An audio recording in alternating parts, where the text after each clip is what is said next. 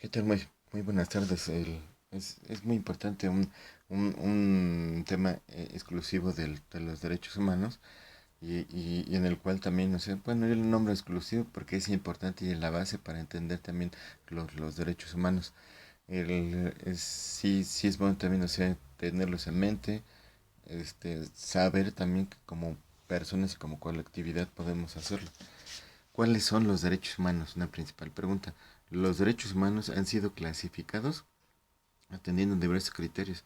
Así podemos encontrar clasificaciones que tienen a su naturaleza, al origen contenido y por la materia a la que se refieren. Con un propósito pedagógico, han sido clasificados en tres generaciones. Esto en función al momento histórico en que surgieron o de reconocimiento que han tenido por parte de los estados. Es conveniente indicar que el agrupamiento de los derechos humanos en generación no significa que algunos tengan mayor o menor importancia sobre otros, pues todos ellos se encuentran en la dignidad humana, el principio y fin a alcanzar.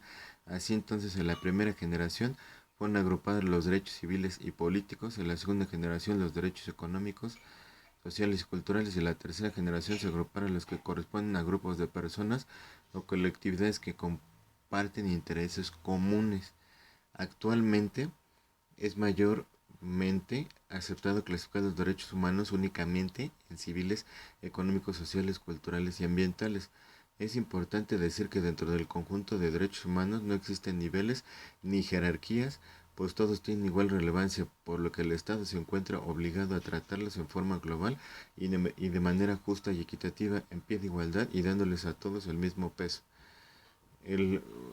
Varios puntos o ejemplos donde se ve lo de los derechos humanos. El primero es derecho a la vida. Toda persona tiene derecho a que su vida sea respetada.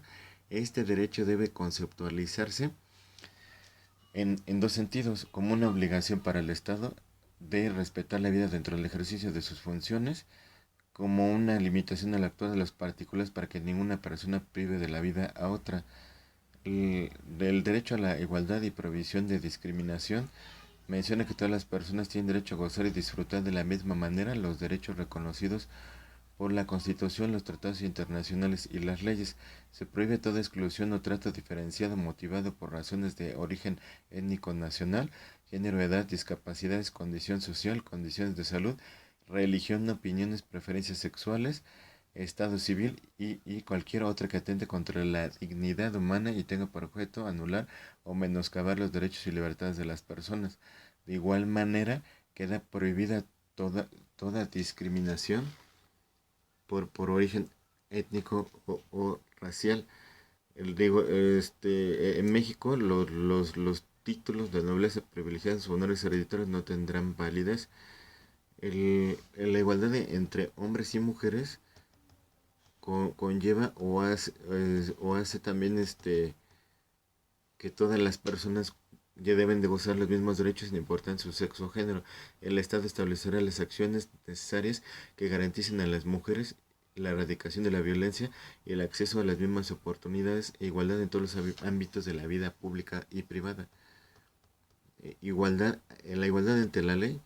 Todas las personas gozarán de los derechos humanos reconocidos en la Constitución, en los tratados internacionales de los que el Estado mexicano sea parte y en las leyes que de ellos deriven.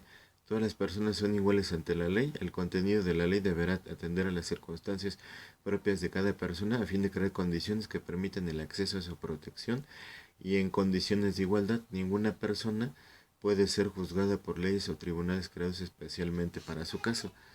El, en la en la libertad para nuestra persona. En nuestro país se prohíbe la esclavitud en cualquiera de sus formas y toda persona extranjera que llegue a nuestro territorio en esa condición recobrará su libertad y gozará de la protección de las leyes mexicanas. Así también están prohibidos los trabajos forzosos y gratuitos o no pagados, por lo que nadie puede ser obligado a prestar trabajos contra su voluntad y sin recibir un pago justo.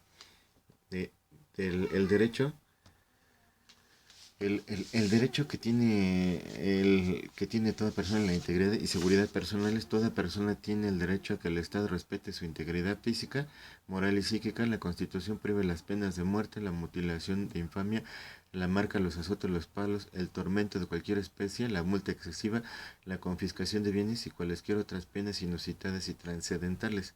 Existe una protección especial de este derecho a la prohibición de infligir tortura o malos tratos crueles, inhumanos o degradantes.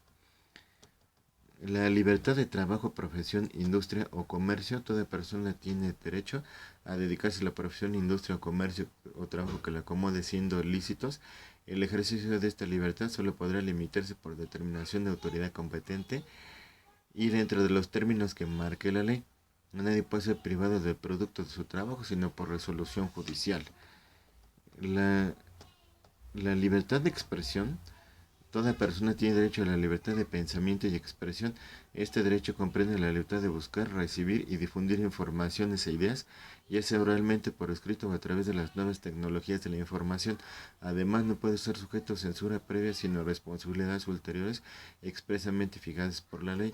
No se puede restringir el derecho de expresión por medios indirectos, como el abuso de controles oficiales o particulares del papel para periódicos de frecuencias radioeléctricas, de enseres y aparatos usados en la difusión de información, mediante la utilización del derecho penal o por cualquier medio encaminado a impedir la comunicación y la circulación de ideas y opiniones.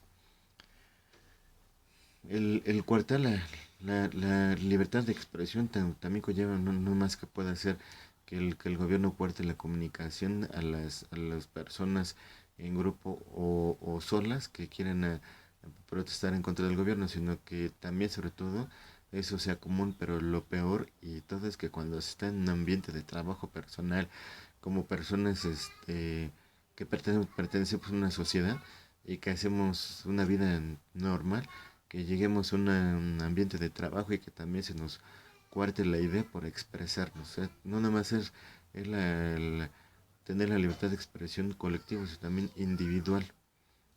Y ya sea en cualquier terreno ámbito, tanto de trabajo como a nivel personal o hasta familiar o social, digo. La libertad de conciencia es, es, es principalmente que toda persona tiene derecho a creer y pensar libremente según sus ideas y convicciones. En la libertad de imprenta se maneja que la libertad de las personas para difundir, escribir y publicar opiniones, información, ideas y cualquier contenido, suceso o materia, siempre y cuando no se afecte la estabilidad, la dignidad o vida de terceros. La libertad de tránsito y residencia es un derecho de las personas para entrar y salir del país, viajar de un lugar a otro dentro del territorio mexicano, mudar su residencia sin que se requiera algún permiso o documento legal para hacerlo, con las limitaciones establecidas en la ley. La libertad de asociación, reunión y manifestación. Las personas tienen derecho agruparse pacíficamente con cualquier objeto lícito, pero solamente las ciudadanas y los ciudadanos de la República podrán hacerlo para tomar parte en los asuntos políticos del país, para congregarse libremente, siendo de forma pacífica y con fines lícitos, en exclusivo de las ciudadanas y los ciudadanos mexicanos, es reunirse para tomar parte de los asuntos políticos del país.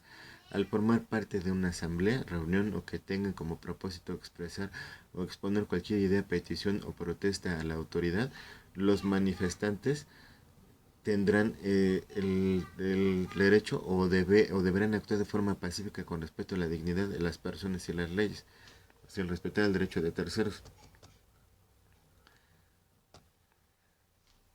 La libertad que también tenemos es la libertad religiosa y de culto. Toda persona tiene libertad para adoptar, profesar, divulgar o seguir, inclusive de cambiar o seguir, o inclusive cambiar de creencia religiosa, sean católicos o protestantes, evangélicos, lo que sea, o creencia filosófica que más le agrade o desee, y de practicar libremente las ceremonias religiosas, devociones, ritos, enseñanzas y demás actos del culto de su religión, ya sea en forma individual o colectiva, tanto en público como en privado, siempre que no afecte la dignidad de la persona o constituya o induzca a cometer algún delito o falta administrativa prevista en la ley. derecho al acceso a la justicia. El derecho de acceso a la justicia es que toda persona tiene derecho de acudir ante los tribunales para que se le administre justicia de manera pronta, completa, imparcial y gratuita. El Estado procurará que este derecho se realice en condiciones de igualdad y de no discriminación, garantizando en todo momento las formalidades esenciales del procedimiento. Toda persona tiene derecho a acudir ante los jueces tribunales competentes para que le amparen contra actos que violen sus derechos humanos. Bueno, también principalmente también cuenta el que tengamos la conciencia de respetar la ley, la constitución y en donde vivimos, por cuestiones de principios morales también. El, el deber, el derecho a la irretroactividad de la ley, cuando surjan controversias que resulten de reconocimientos de derechos y obligaciones de las personas, se aplicará la ley que se encuentre vigente y solo se aplicará la ley anterior cuando beneficie sus intereses o derechos, no que perjudique. Nadie puede ser condenado por acciones u omisiones que en el momento de cometerse no fueran consideradas como delitos. Tampoco se puede imponer pena más grave que la aplicable en el momento de la comisión del delito. Sí es pensar en este punto muy importante también, o más importante diría yo, el derecho de audiencia y debido proceso legal. Es el derecho que tiene toda persona para ejercer su defensa y ser oída por la autoridad competente, con las debidas formalidades y dentro de un plazo razonable, previo al reconocimiento o restricción de sus derechos y obligaciones. El debido proceso debe contemplar las formalidades que garanticen una defensa adecuada, es decir, el aviso de inicio del procedimiento, la oportunidad de ofrecer las pruebas y alegar en su defensa, una resolución que resuelve las cuestiones debatidas